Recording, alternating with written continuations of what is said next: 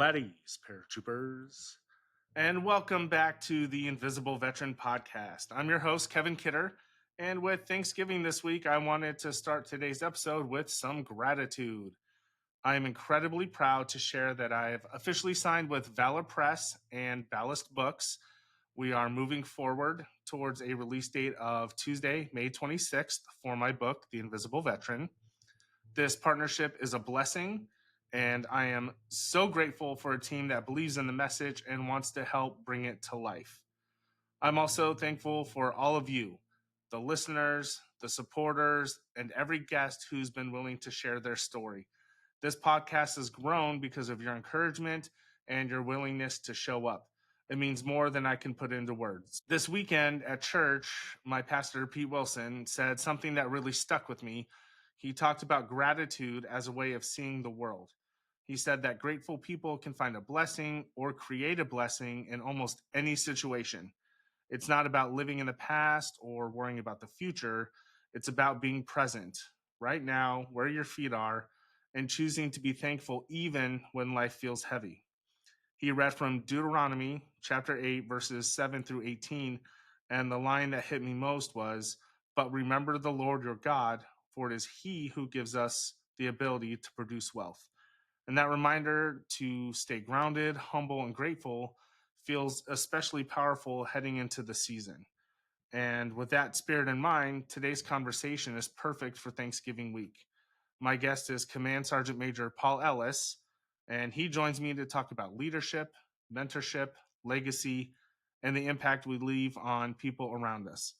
It's thoughtful and sincere and really reflects what this time of year is about. Let's get into it. Man, what a pleasure it is to have you on the show today, Command Sergeant Major Paul Ellis. Thank you for taking time out of your busy schedule to join us. I'm honored to have you on, and I know your story is going to resonate with our listeners.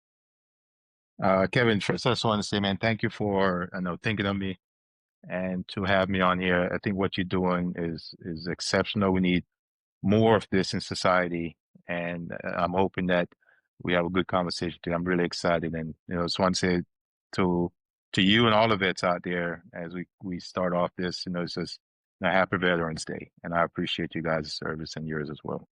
Absolutely. Thank you so much. As you know, I have a bit of a recipe for the show, and the first ingredient, if you will, is sharing with the listeners a story about my guest and their significance in my life. And I have a bunch I could choose from, but I wanted to pick one that I hadn't put in the book or hadn't talked about on the podcast yet. And what I came up with was um, when I graduated from college. I graduated from college during our deployment to Poland, and Mm. as Yeah. a good leader, you went above and beyond in making it a memorable occasion for me. Listeners, if you've been here since the intro, you'll remember I basically failed out of college my freshman year, and I was real nervous to get back into education. I started back up in Germany in 2013, I think 2014, and I completed my degree 5 years later while we were in Poland. And Sergeant Major, you got in contact with my school. You got the epaulets. I don't remember the thing that goes over, but the cap and gown and everything in the Yeah. colors. Yeah. The And stole. yeah, and Yeah. after our relief in place ceremony with the incoming unit, you had a battalion formation and you had me walk and create a mini commencement for me. And that was just incredible. And I thank you for that. No, man. I think no. Thank you for bringing up that memory. I'm here, thinking about that time and just smiling because um, it was important to recognize something that you decided to do, and even when we were forward, for that rotation, and we were busy, you still found the time to do it. And I was thinking, I told the commander, said, "Man, we got to figure out a way how we can honor this because you can't go back for the ceremony. So how can we do that?" One, it was to honor your commitment to excellence in pursuing an education after just like I said, fail out of college, and then it was also a moment to show those subordinate leaders and soldiers that this is what you can do when you put your mind to a task. And so I'm just honored that we had that opportunity to do that. Yeah, thank you. The next ingredient, if you will, is the on-air question. So, for listeners that may be joining us for the first time, back in April, I attended a conference, and during the conference, I got to attend a breakout session held by Brett Ledbetter. He's a mental performance coach and author. And, at the end of the breakout session, he got to plug his new book, which is 365 Questions to Get to Know Yourself and Your Team Better. And I took what he does, what he suggested, and kind of made it my own. And I knew when I started this podcast, I was going to open the book to a number that we discussed beforehand and read that question on air for the first time. So you get a real authentic answer on air. So are you ready for yours? Yep, let's do Oh, it, man. so yours is funny. It's actually three parts. He normally does one or two parts. Yours is three. Um, Great. but I love it because your questions, outside of maintaining good order and discipline, your role as the sergeant major is that of senior enlisted advisor to the commander, and these really play right into that role. Right. So the first part is what percent of personal interactions that you've regretted are because you've said something versus not saying something. What percentage? I would probably go 50-50 on that. Um, because sometimes, and I would say, regret not saying something. And I think throughout the years, there's a moment where I should have recognized a soldier for or a leader for something they did. And I missed a key opportunity where I could have showed up and be present for that person. But for whatever happened, something happened and I did not. And then on the flip side of that, um, you know, there's been times when something went wrong or someone did something that they shouldn't, that does not represent what we do in the army or what we should do, and I failed to speak up. And so reflecting on that question, I would say that I'll go 50-50. Times where I could have recognized someone excellence, and then times when I could have spoke up about something that wasn't in line with what we expect of leaders in the army. Absolutely.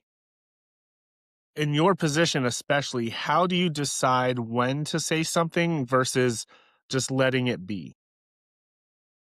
Yeah, so they say all the time, and I think one of the things we talk about as sergeant majors is that don't be the senior enlisted leader that you you always have something to say. Because as senior enlisted advisor to that commander, you have to recognize that the commander is the commander of the organization, and you are the senior enlisted advisor for that organization. And you want that when you speak, your words travel, and it has meaning and impact. And you also have to recognize that, and then the environment is going to differ, right?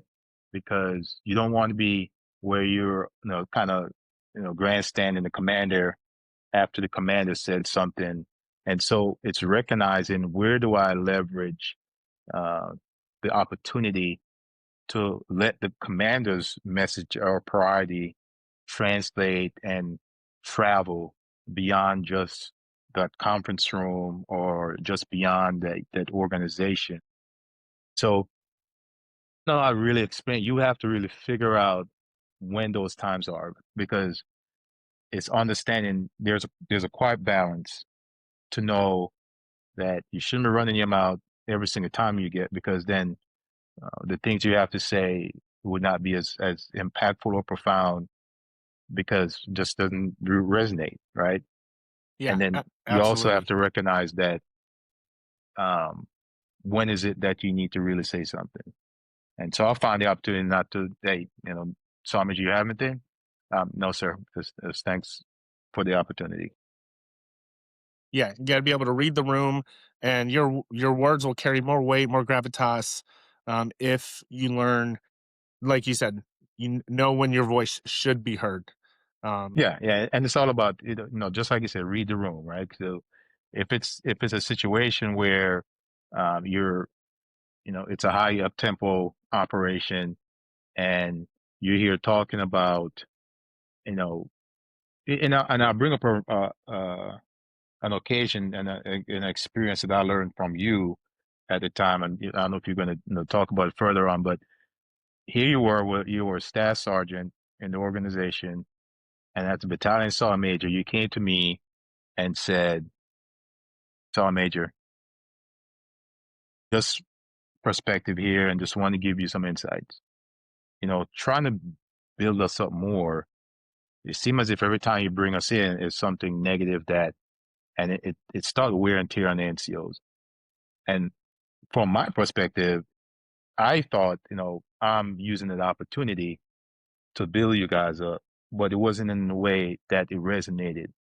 And so you gave me that foresight to now be able to read and understand the room or my environment to know, okay, let me take a step back, pause, and get after it. And I truly appreciate that moment that you came and have that conversation with me. It's something that I always remember. And so that's an example of, reading the room that's like you just like you said. Well, thank you, and thank you for being just such an approachable leader, and phenomenal NCO, because I felt comfortable and I knew you'd be receptive to it. Um, the third part to the question, and you probably haven't because you are really good at your job and with people, but it says, "When was the last time you were in this dilemma where you had to, um, you know, worry about saying something or letting it be?" So I would say in this role now, because the organization I'm in, it's, we are 12,000 civilians, DA civilians, Department of the Army civilian and contractors, and we only have 21 green suiters. And so right now we're going through, so the Army's going through a transformation right now, and our organization is going through a significant transformation. And so there's a lot of consternation in the organization, um, amongst the workforce because of the changes. And there was a time where we were in a meeting and we're doing a town hall, and I recognized that, this is a time to just observe, hear what they have to say, and then think about the approach I'm going to take. And then I don't necessarily need to cover that in this town hall, but I will do so as I walk around and talk to these individuals to reaffirm to them what we're doing as we move along in the future. Oh, that If makes that, a lot of sense, and probably yeah, with everything that's going on, it's probably even more difficult. yeah, it's been challenging to say the least in terms of, and the organization there's so much love and appreciation and commitment to the job that they do every single day. And it's a delicate approach to, how do you transform and then reassure the workforce that what they're doing still matters, and that not even though the organization name might change and who we report to might change, ultimately the the job you're doing still matters. And so it's been a little challenge with that, but we're figuring out that we're moving along and transforming and prepare ourselves for the next fight, whatever that may be. Oh, I love that. And listeners, I mean, you're obviously dealing with a highly educated, articulate, and well-spoken person. Let's get to know him a little bit better.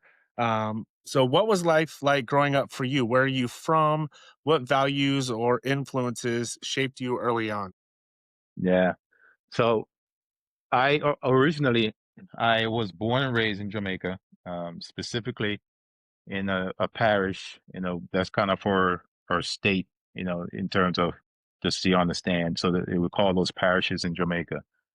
So the parish I was born in is called St. Catherine. So I spent a little time in St. Catherine and moved around in St. Catherine, and I end up in another parish, Clarendon, where I live with my grandfather, and attended high school there. So, and then after graduating high school, I migrated to the States by way of New York, and I lived in Queens, New York, for about a year. And so some of the things that grown up that have kind of driven me and those values, it's was instilled in me by, my mom. And unfortunately, at a very early age, she passed when I was 7 years old. And then so my aunts and uncles, my grandma, they picked up the baton, and my grandfather picked up the baton. And some of the things they instilled with me is, humility, um, discipline, commitment. And so those things have stayed with me over time. And, you know, I'm grateful for them and what they did for me they didn't have to do that in terms of raising me and my other siblings. So those are just a little bit, and I can expand on that whichever way you want me to. Yeah, I'd love to hear more about it. Yeah. So that foundation in the community, with my one, when I think about my aunts, and I never really thought about this until I got older. And so the sacrifice they made in just picking the kids from, again, there was 8 of us, and we got split up between the different aunts, and there was, they didn't think twice about what they had to do to raise us. And at the time, and we didn't have much to begin with, right? They still had their own kids and family to take care of. And so their commitment to us to ensure that we're taken care of, they didn't have to do that. And so that kind of shaped my resolve over time, to be very appreciative to them and to life itself, because that's not something that they had to do. And then, as I transitioned and when I lived with my grandfather, not understanding that, my aunts couldn't at the time, and I didn't understand it until I got older. And we talked, and they discussed it. So here's why we did this. I went and lived with my grandfather, which is my father's father, and they couldn't take care of me anymore. Right? I was getting older. It was getting more expensive. It's me. You had their kids, and so hey, they said talk to my dad, and my dad lived in the U.S. at the time, or still is. And my dad said, "Hey, let's take him to my father," and that man has taught me so much. And two of the things that he taught me that I would talk about is to be disciplined and to be consistent. And the way he taught me that is every day we will set a dinner table, and it was the two of us, right? But every day we set a dinner table, and I would purposely mess it up because I didn't understand it. I'm like, hey, we can just share the food, go sit on the porch and we eat and we're good. But I would purposely mess it up, and he would go back and he'd have me do it again and again and again. So over time, what this taught me is about discipline and about consistency, because that's what those things matters in life as you get older and as you approach the world. You got to be disciplined and consistent in whatever it is that you choose to do in life. That matters the most. Absolutely. What led you to join the Army, and what did that decision mean to you at the time? So it's a funny story, and one that I didn't find out um, how it all transpired. And it's when I was graduating from the Sergeant Major Academy in 2017. And so my brother influenced my decision to join the Army. I was in New York at the time, and I've been in the States now a year. I was supposed to go to college, but I wasn't really quite sure if that route was for me. I also felt like, man, I've been in school all my life. I need a break. And so I had got a job at, KFC there in Queens, New York, off the Boulevard. And I literally only worked there for a day because it was 3 of us on the shift, and first day, and I was doing everything. But what really topped it off was, um, that day specifically, there was a leak and they had to get it fixed in the basement. But you still had to go down there and pick up the grease bucket to put on the side of the road, Mm, and one of those had dropped. So then it created this combination of water and grease on the floor, and then you have to. And so by the day it was done, I was covered in grease, water, and I was like, man, this is not it. So the following day, my brother came to visit. My brother Garnett, and he's a Navy veteran. So I think he did 10 years in the Navy, and he was going to college at this time, pursuing his master's. And he came by and said, "Hey, man, I thought you were working." I said, "Nah, it's not for me." And he said, "You ever thought about joining the army?" I said, "Huh, no, never have." So he gave me a recruiter's card, and it's a done deal after that, right? Once you call a recruiter, it's a wrap. So that's how he influenced my decision to serve, and I never thought that I would have, joined in the branch of service. I can say that I would do it over again if given the opportunity. 26 years in now, the 4 years, I said I was going to do 4 years and get out, but that 4 years, now transpired into 26 years of service, and I'm very grateful for all the opportunity that the Army provided me. But the funny part to that story is now fast forward, I'm here, so graduation is over, the Sergeant Major Cavalry. We are back at the house. We're having a couple of drinks, and myself, Dad, Garnet is in the backyard chilling. And come to find out, my dad told Garnet, "Hey, go talk to your brother, man, because I don't think he understand or trying to figure out life or what he wants to do himself." And so my dad was the one that told Gardner to talk to me about, joining the service. And look, it's been a great opportunity, and I was simply blessed to for him to have that conversation with me and then to inspire me to serve. Absolutely. I like that. Dads, good dads will find a way to get a message conveyed, just like good leaders, right? You Yep. don't have to do Yep. it yourself. You can use somebody else to send that message for you. Who were some of the mentors or role models who influenced your approach to leadership early on? Man, I've had so many over the years, and that's part of why I'm grateful that earlier on in my career that foundation was set. And I would think about, my first enlistment, those first 4 years, some of those leaders. So, Corporal Rich.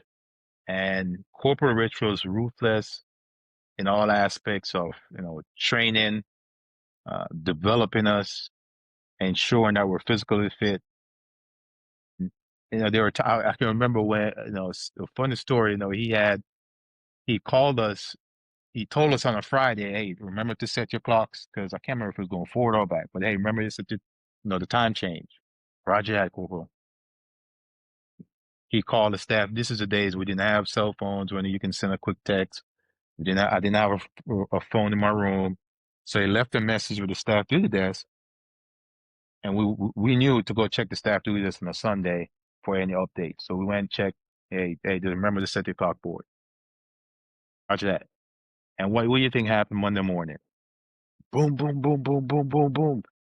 I was like, me and my roommate, we got out of bed and we're like, oh man. And he was pissed. He was like, you guys let me miss. It's a Monday morning.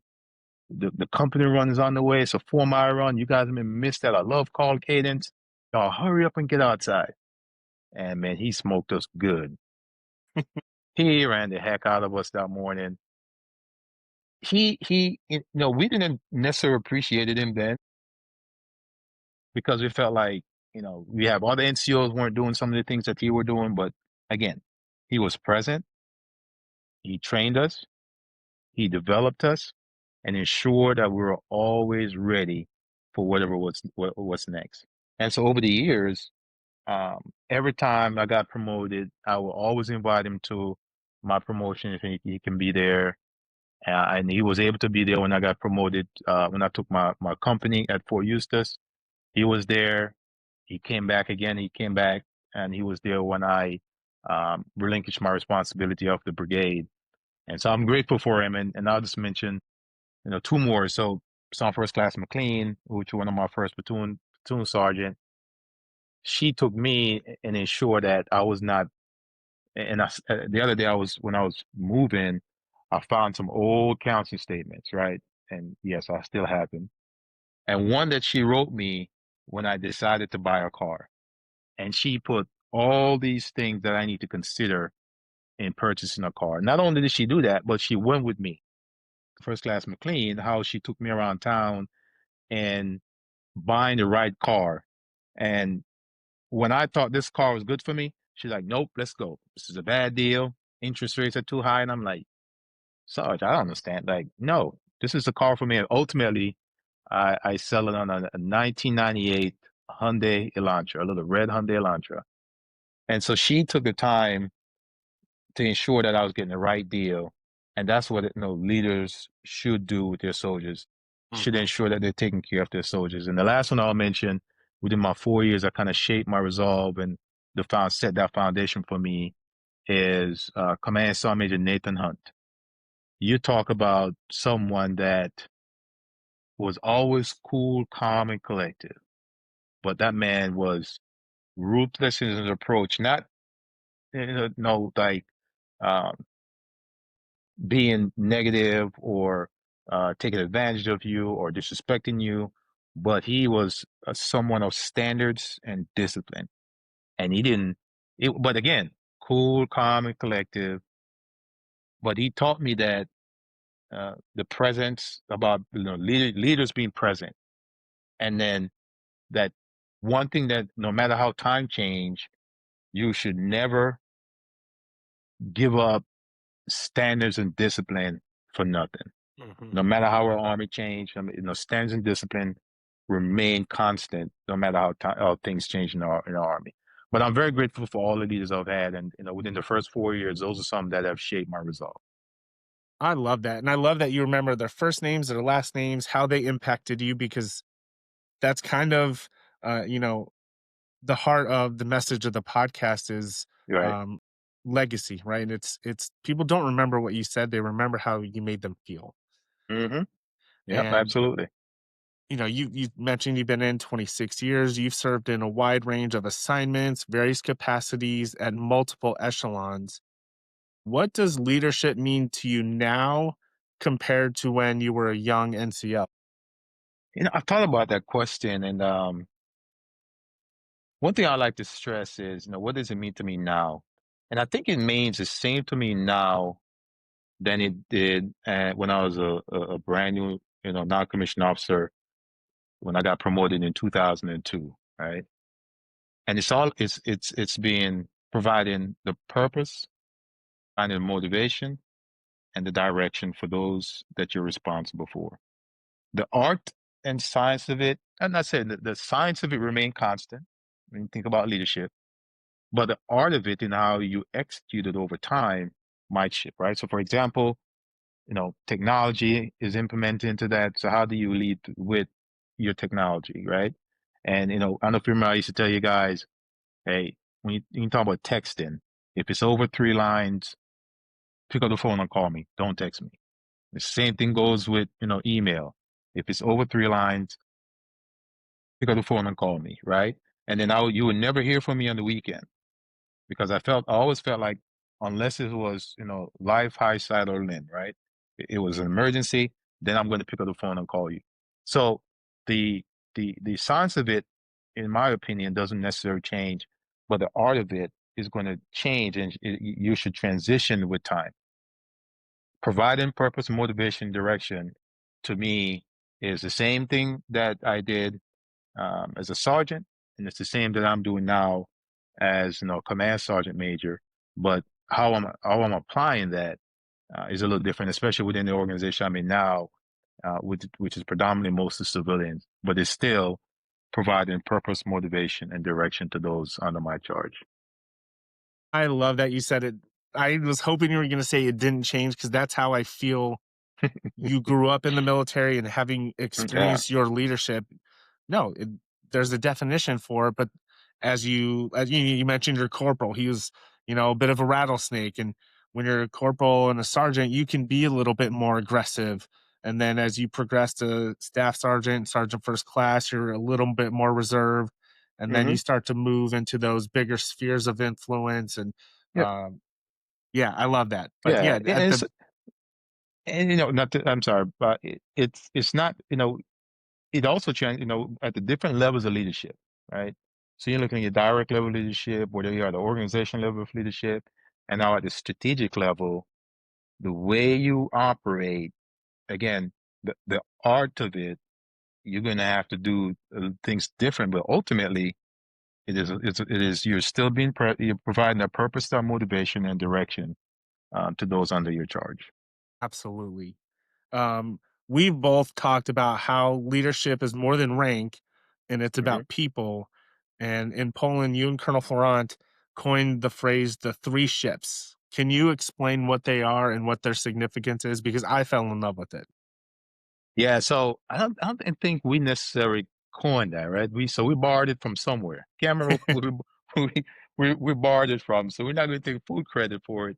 But that was part of our mantra and the vision for the organization or the commander's vision, right? And it's when you're talking about the ships is partnership, relationship, and friendship in all aspects of life. Whether you are a leader in corporate America, whether you're a leader in the military, or whether you're a parent.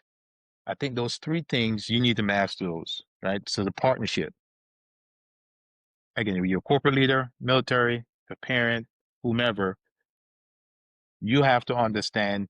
There's a book and I forgot the author. I think Novak, something Novak. Taking people with you.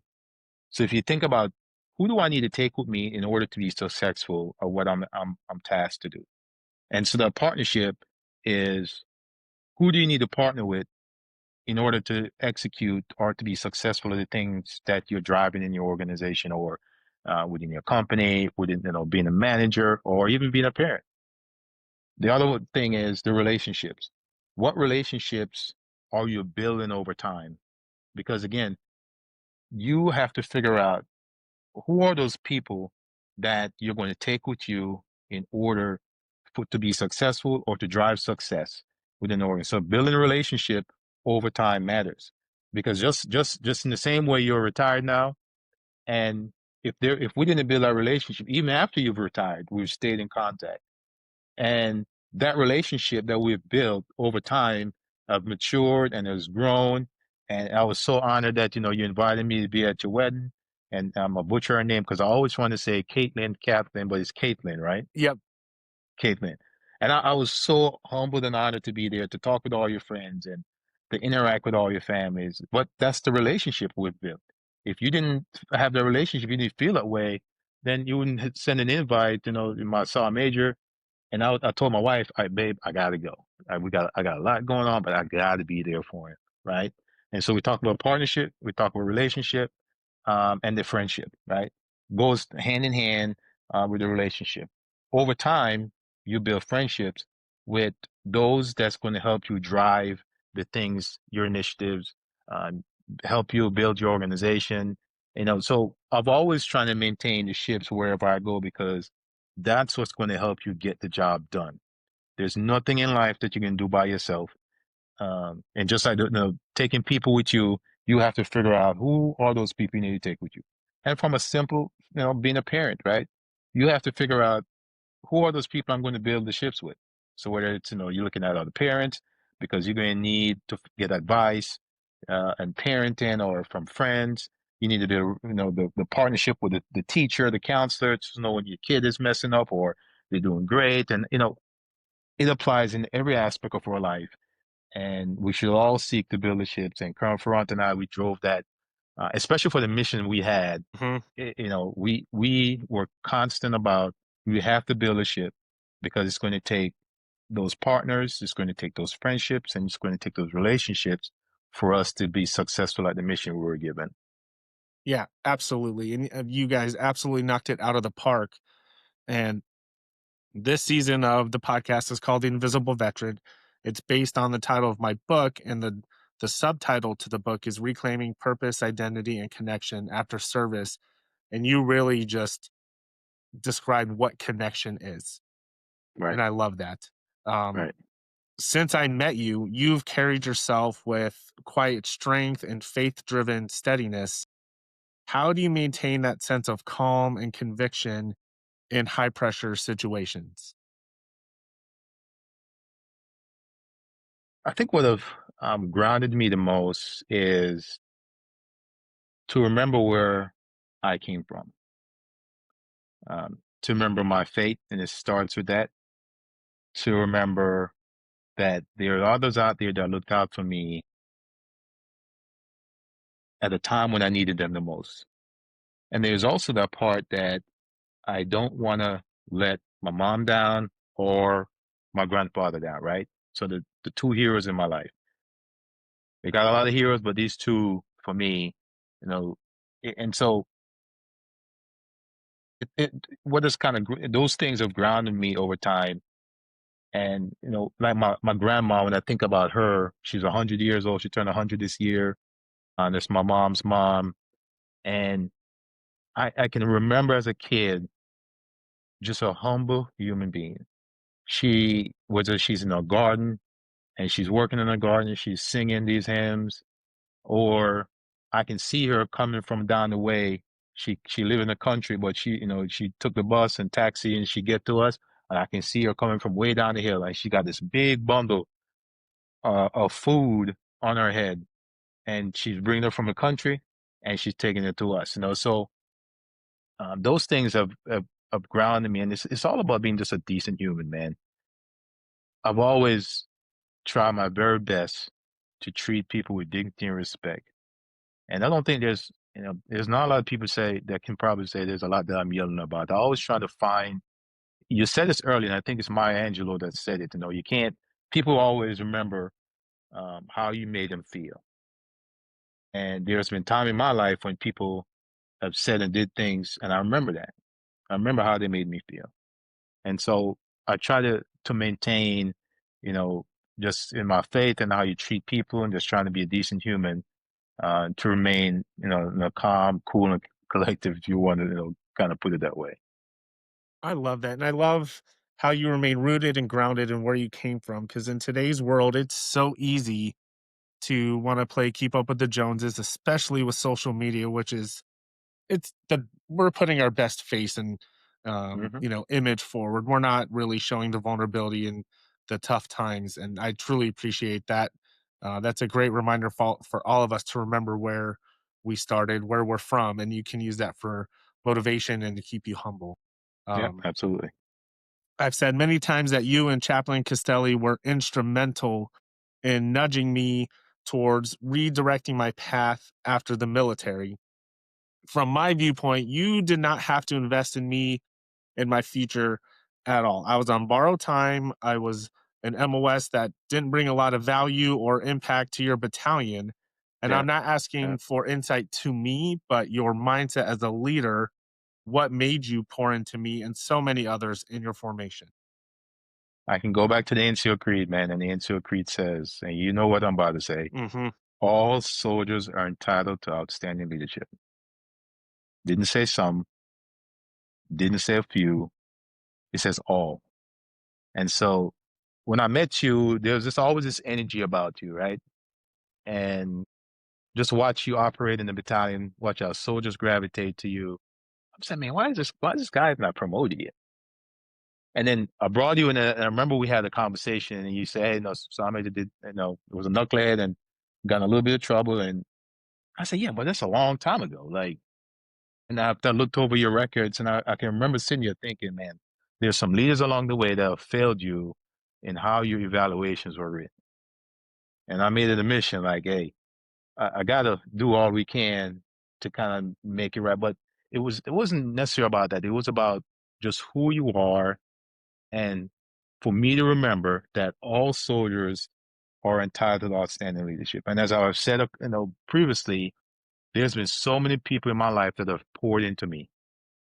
So many. I talk about my aunts when my mom died at 7 years old, uncles, my dad, my grandfather.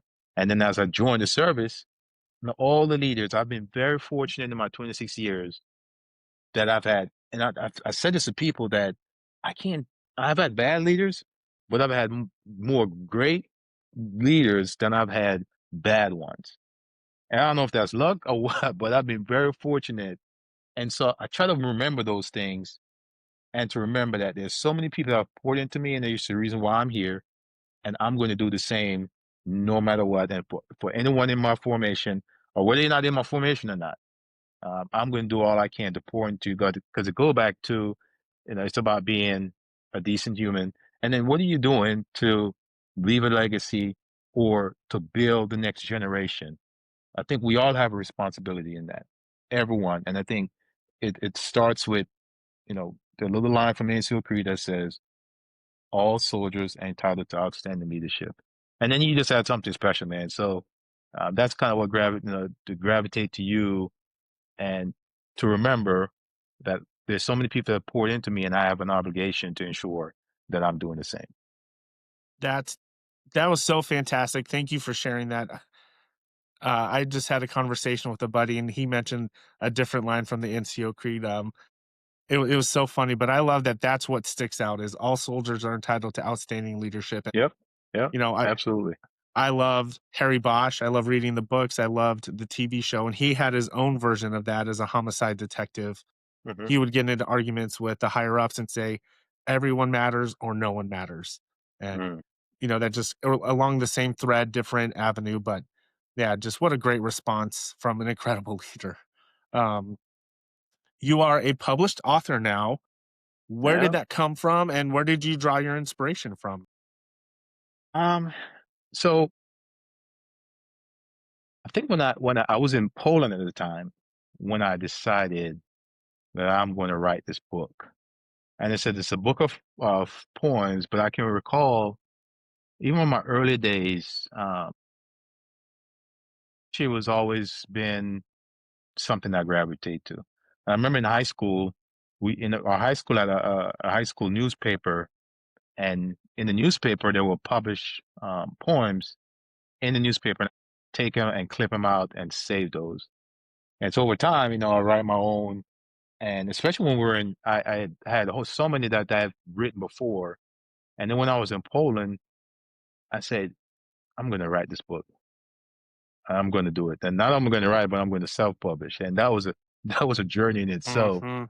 You talk about self-publishing. That's a whole nother episode that we could talk about what I've learned and how I messed up and how I fixed things and to get the book published. But my inspiration truly came from taking on a task that I thought that, hey, probably not author, but I'm going to get out there and do it. And so I spent time in Poland, um, writing when I had the time, when I was traveling, and when I got back, continue.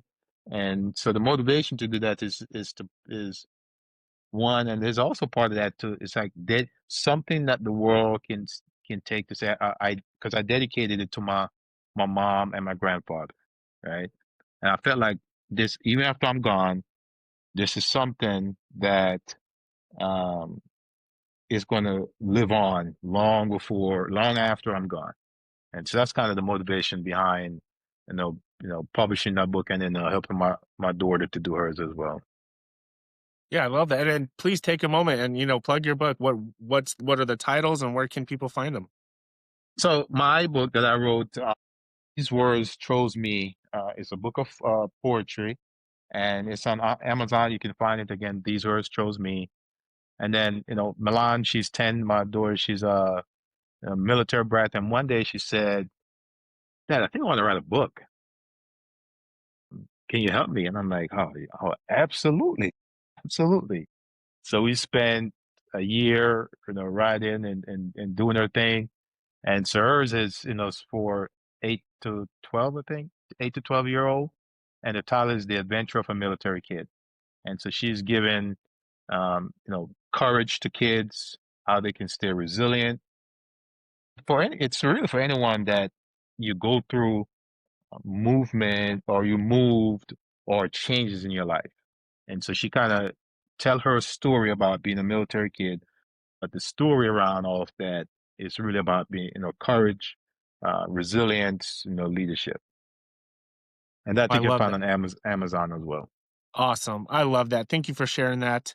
Um, in Poland, I remember you and Major Jamont going to church on Sundays.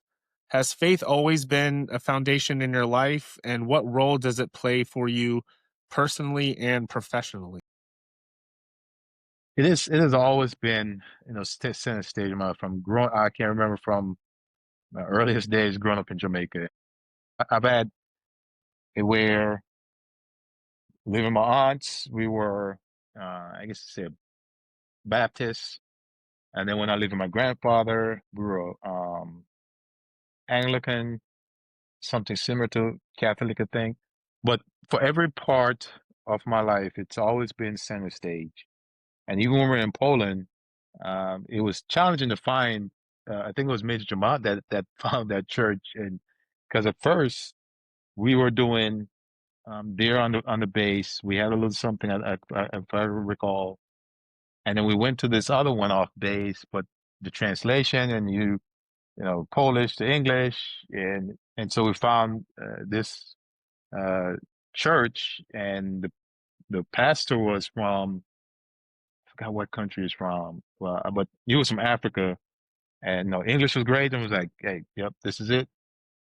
And but it's one of those. I think it grounds you, and it's a solemn reminder of life and what is and what is to come. And so for me, faith is steadies me when everything else around you is in chaos, and you know going to church in whether it's in Poland and back here, it's always been center stage. And it's not to say I'm you're impressing upon anyone, but I think just want to talk about your dimension, the human dimensions, right? When they are broken, then you as an individual will be broken, and your faith is one of them. No matter what you decide to practice, I think ultimately we all are going to get there. And I think practicing in any faith, it teaches you respect for others, be kind to others, understanding that there's a higher purpose in being of service to others. And so I try to always make sure that no matter where I go, practice my faith and ensuring because I think it's one of those, it grounds you in who you are as an individual. Absolutely. So this episode is going to drop during Thanksgiving, which is typically Mhm. a time for reflection and gratitude. When you look back on your career and your life, what are you most thankful for? Man, I'm thankful for life because when my mom passed at the age of 7, my aunts didn't have to do what they did for us. And I tell my brother that my younger brother, my mom died at child's birth my youngest brother, and he survived.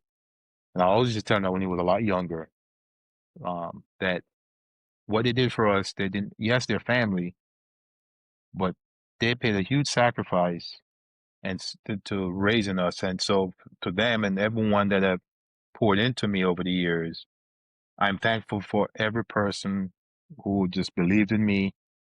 So my family, my soldiers, my leaders.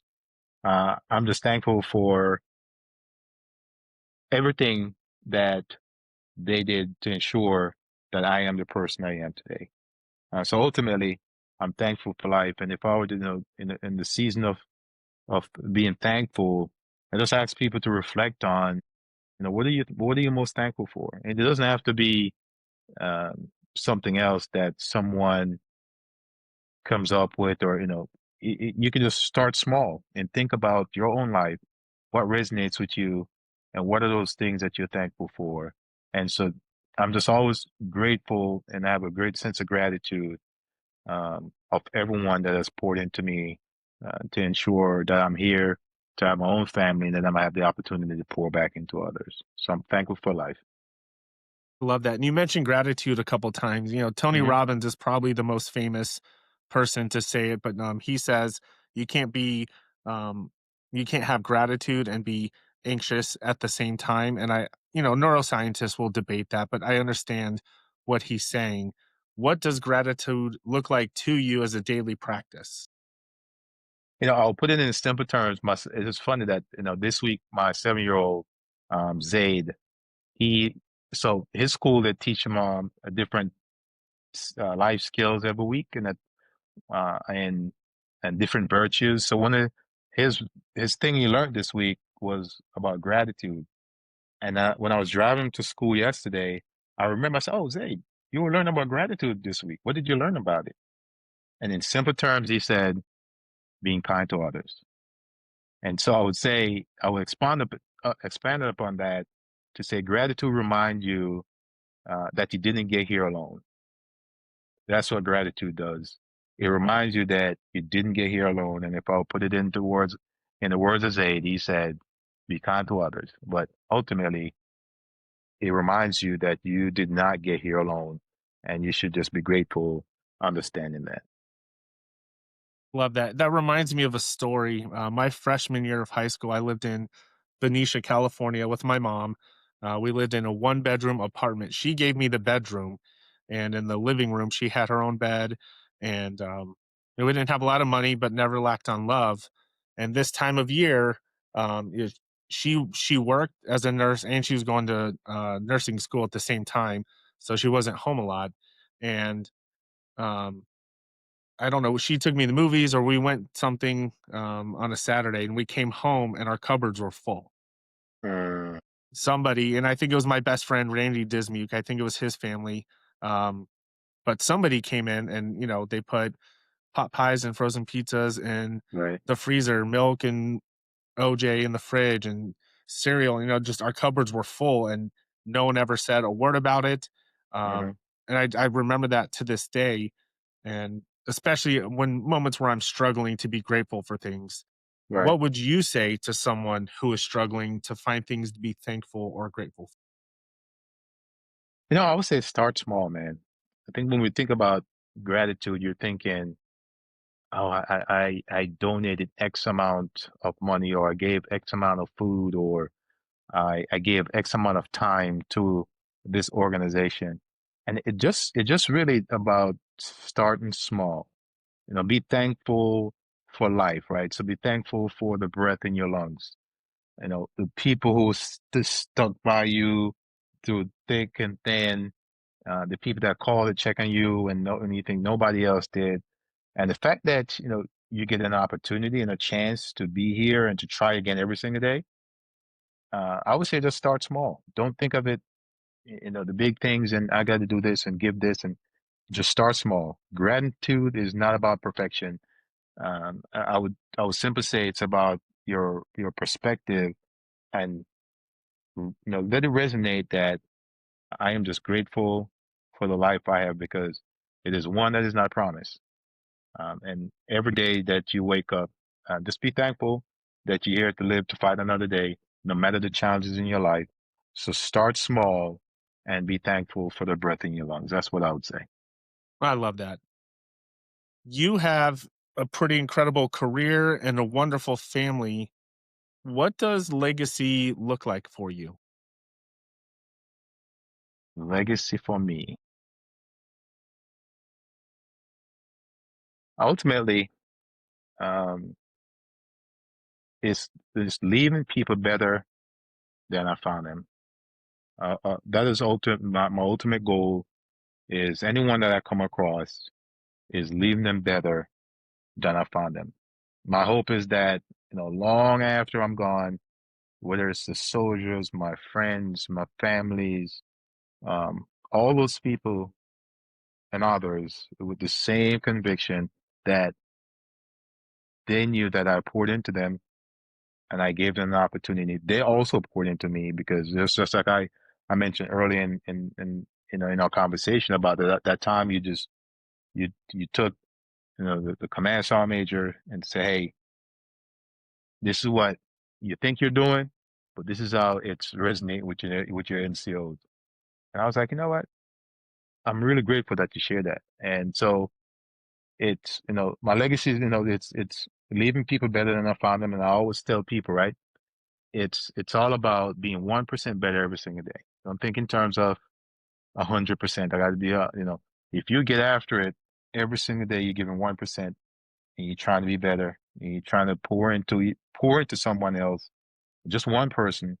And it can even start as small as a conversation. Hey, good morning. How are you? What made you smile today? It doesn't have to necessarily that you're trying to find something to fix, right? It can just simply start as what made you smile today. And so legacy is not about, a name on the wall for me. It's about the influence on a life, and that I've made someone better. I love that. We're batting 1,000 with this question. Nobody has talked about their awards, their accolades. Everybody is given an answer that sounds like that, just making a positive impact in the lives of others. And Yeah. I hate that the conversation's coming to an end because I've loved catching up with you and just listening to you. It's been amazing and cathartic. Um, but last question here. What advice do you have for those that are still serving or for those who've taken off the uniform and are trying to find purpose again? Service doesn't end because you've taken off this uniform. It doesn't end. I think last week or the week before, we did a retirement ceremony for the sergeant major that I replaced. And as I sat there and I think it was the chief of staff of the army. So you get a whole bunch of certificates and stuff when you retire, right? You know this. I think it's either the chief of staff, a letter of appreciation that's signed by the chief of staff of the army, the secretary of the army, the sergeant major of the army, or I think it was maybe the president's certificate. But it talk about you continue to be of service no matter if you have the uniform on or not. And I'll tell you, for those, and we're coming up on Veterans Day, your purpose in life doesn't stop because you have taken off this uniform. And it's hard. And I've talked to retirees, and there's a lot of them that feel like I have no purpose. But if you think about, your previous question about legacy, right? Leaving people better than you found them. There's a lot of individuals out, and I feel so more in society today that we need individuals that are, doing the things like you're doing with your platform, giving that positive mindset and being a positive role model. There's so many young people out there today that don't necessarily have that. And so for those that have left the service, just like you're doing with your platform, do just that, right? And those that are in is understanding that you still have you have a purpose. Those that's out, you still have a purpose. Service may look different, but the mission continues, and that is to be a better human and treat people with dignity and respect and impress upon others. Leave them in a better place than you found them. So whether that's in your family, in your community, in your faith, lead where your faith is. Lead where you are. And if you're still questioning your desire to, be of purpose, just start small. When you take the uniform off, some of us might even feel like, man, I've done this for 26 years. I don't, to start small and continuing to do that because that's what I firmly believe that's what life is. And I hope that, it resonate with someone that no matter transitioning, you still have a purpose and just continue to pour into others. This is part of your legacy and continue to be of service to one another. Very well said. And I love how you leave just a little bit of nugget right there at the end. Be where your feet are. If you can't be present where you are, if you're constantly looking forward, that's a great way to create anxiety in your life, and that's a hard way to be grateful because now you're trying to focus on something that doesn't allow you to be grateful. Right, Uh, right. Thank you so much for taking time out of your busy schedule. Um, this meant the world to me. I appreciate our friendship, our relationship, how it continues to grow and blossom, and how you're always there for me. I wish a very happy holiday season to you and your family, and thank you so much. Yeah, hey, just thank you, Kevin. I just want to wish you, okay, and the kids, all the best. I love what you're doing with the platform. I'm just a simple, humble, and honored to be a part of this journey. And like I've told you before, that I'm just humble and honored to be a part of your army journey. And now you exit to continue to be a part of your journey. And so really appreciate it. And for everyone out there listening, man, just continue being the best version of yourself. Be 1% better every single day, and know that just because of you, this world will ultimately be better. So appreciate it. Thank you.